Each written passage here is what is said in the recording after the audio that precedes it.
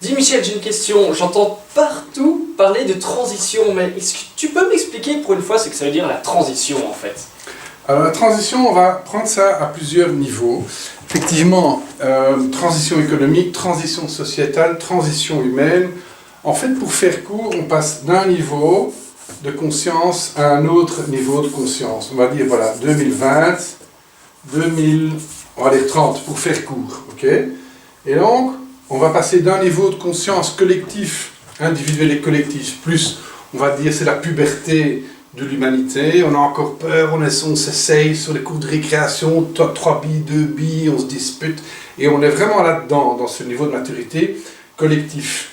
Alors, le niveau de maturité de demain, donc on est réellement dans une augmentation du niveau de conscience, du niveau de maturité de l'humanité. Sur cette planète, tout ça ne va pas se passer comme dans les autres périodes de l'humanité où tout à coup on inventait la machine à vapeur, tout à coup on invente l'ordinateur. Ce qui se passe ici, c'est sans commune mesure avec tout ce qui s'est passé avant dans toute l'histoire connue. Donc tu es en train de dire qu'on passe pas simplement comme ça, c'est pas on fait une invention, on la duplique et hop, on y arrive. Pas progressif. Ça va être, ça va décoiffer, on va dire comme ça. Alors, ce qui est intéressant, c'est qu'il y a une autre vidéo sur le sujet, c'est l'évolution personnelle. Hein? On ne va pas évoluer tant qu'il n'y a pas de choc, mais c'est la même chose au niveau sociétal. Donc au niveau sociétal, on voit avec, on va mettre ici en pointillé, je vais les en rouge, il y a des chocs qui s'annoncent. Hein? Le Wise Paper numéro 1, pour ceux qui n'ont pas encore lu, on va le mettre dans la description. Regardez ce qui s'annonce. C'est 26 tsunamis. Chacun de ces grands enjeux, du jamais vu dans toute l'histoire, connus de l'humanité, tout ça va converger à pratiquement tout avant 2030. Donc, concrètement, pourquoi? Parce que tous ces chocs sont des matérialisations d'une incohérence collective. On exploite les pays du tiers-monde, on les fait travailler en esclavage pour sortir le coltan, pour avoir nous des villes propres. Génial, hein? Bon, là... Donc par cohérence, ce que tu veux dire, j'ai lu un article la semaine passée où c'était quelqu'un qui travaillait dans une grosse boîte, style Coca-Cola, et qui était très content en fait de pouvoir faire du bénévolat, parce que la personne gagnait beaucoup d'argent là, mais c'est seulement grâce à celle-là qu'elle pouvait se permettre de faire du bénévolat. Est-ce que c'est un petit peu ça que tu veux dire? C'est je travaille pour une grosse boîte, 90% de mon temps, et puis quand j'ai un peu de temps libre, je vais essayer de sauver le monde. On va se racheter un petit peu, ouais, on essaye un peu de se racheter, c'est bien, hein, mais ça ne va pas changer le système reste le même, puisque tu as la solde encore de gens qui nous font boire des acides phosphoriques et dans des bouteilles en plastique qui vont se retrouver en mer, donc on n'a rien vraiment solutionné. Donc ce sont ces grandes incohérences ici qui vont venir hein, un peu comme un furoncle à maturité et exploser. L'avantage c'est que l'explosion, on va faire ça en grand, on va dire l'explosion du problème va être en fait la solution. Pourquoi? Ce n'est qu'au moment où le furoncle explose que tu peux commencer à le soigner et aller vers quelque chose de nouveau. Et donc en dessous de cette explosion, on va avoir un trésor. Pourquoi? Parce que hein, le trésor est évidemment juste en dessous. Ça veut dire quoi très concrètement au niveau de la transition économique? Eh bien, nous, quand vous regardez, vous allez voir le bureau du plan.be, allez voir la progression projetée sur 2030, c'est 0,9, je pense, ils l'ont diminué un peu en linéaire, ça ne va évidemment pas être linéaire.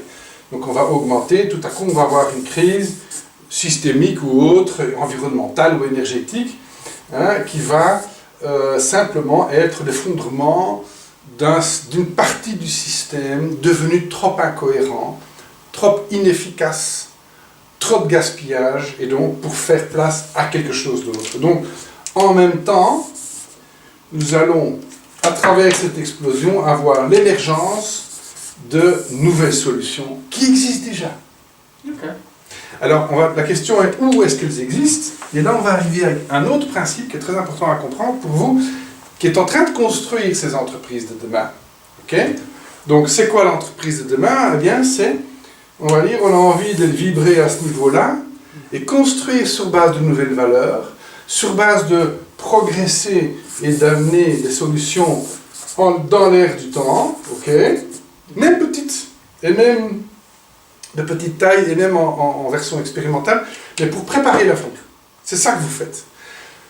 On vibre au premier étage, on va dire rez-de-chaussée, premier étage, eh bien, vous allez construire sur le premier étage, mais il faut apprivoiser ce premier étage. C'est une autre énergie, c'est une autre posture individuelle. Regarde, tu es bien debout, bien fort, bien droit. C'est être droit et cohérent. Donc c'est vraiment cette cohérence.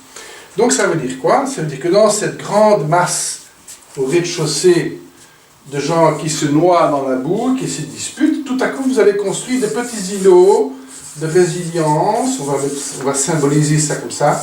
Des petits îlots de résilience. C'est quoi un îlot de résilience? Ouais, c'est quoi? Comment est-ce qu'on y arrive? Comment est-ce qu'on crée son propre îlot de résilience? Alors, voilà, je vais le mettre en couleur. Dans cette société, Mad Max, hein, aujourd'hui c'est Mad Max, donc regarde dans les grandes entreprises, comment on compresse, mais tes collègues... Oui, ça pète de tous les Ah ouais, côtés, dans la presse tous les 3 mois maintenant, il y a des virements, il y a des autorisations. Toutes les semaines, tous les jours, regardez, tes collègues qui ont ton âge, qui bossent aujourd'hui pour des grosses boîtes, tu crois que c'est une petite promenade de santé? Ok, tu reçois une petite mini avec des rétroviseurs en fluo, mais ça n'est pas confortable, donc c'est vraiment on broie les gens. Donc ici, on va créer au premier étage des îlots de résilience.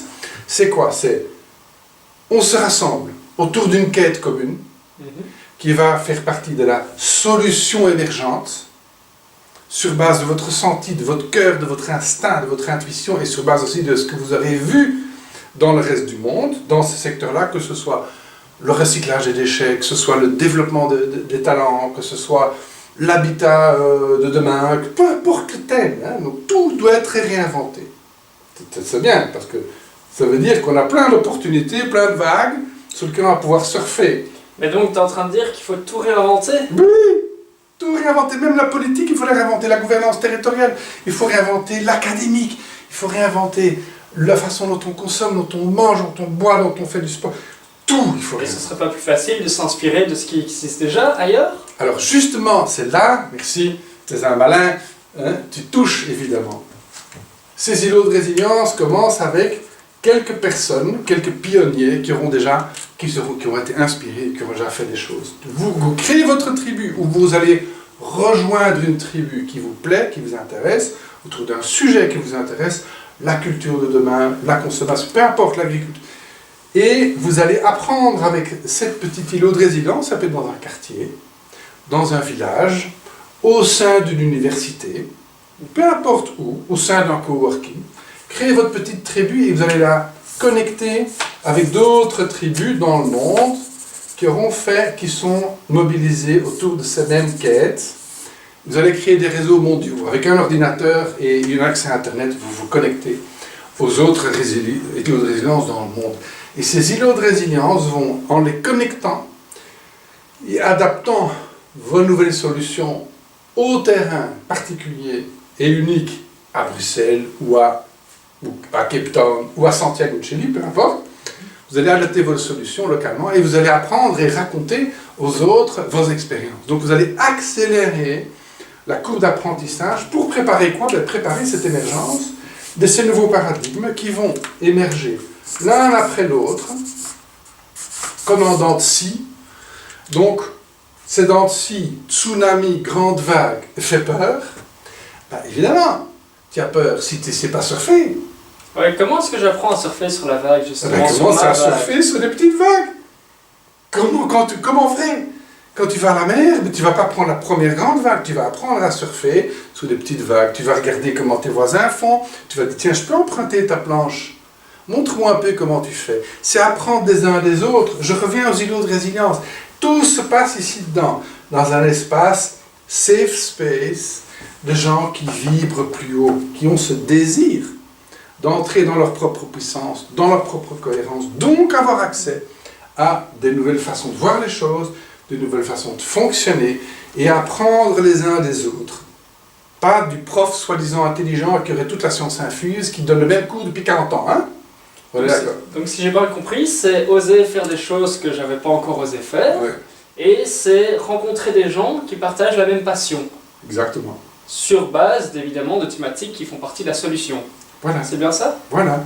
Et, alors, la petite pour la route, îlot de résilience, si votre dada, c'est l'éducation, ayez déjà le réflexe de dire, tiens, comment est-ce que l'éducation est en lien avec, on va dire que c'est la première vague, avec la deuxième vague qui serait la santé. Comment l'éducation est en lien avec la façon d'habiter, ou la façon d'apprendre des métiers de demain. Tout ça est très proche. Mais également, comment construire l'habitat de demain.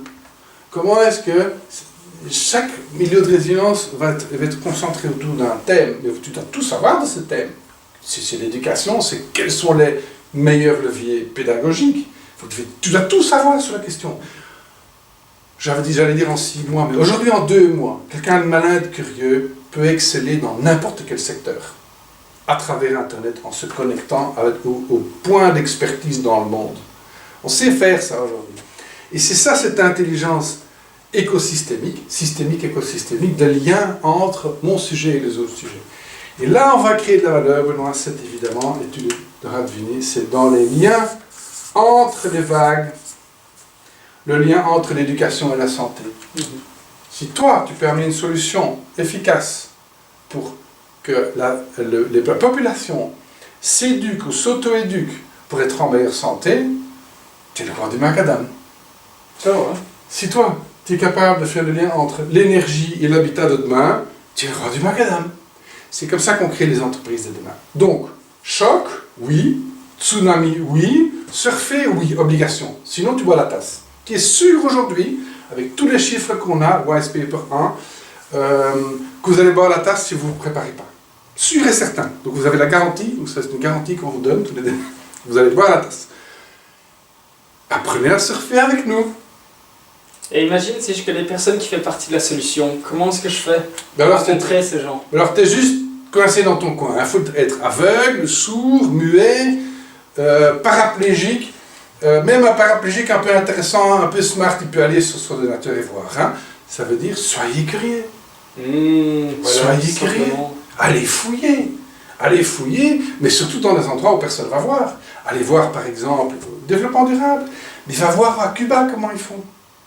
Comment est-ce qu'à Cuba ils font alors que tous les pays du monde sauf un boycottent ce pays?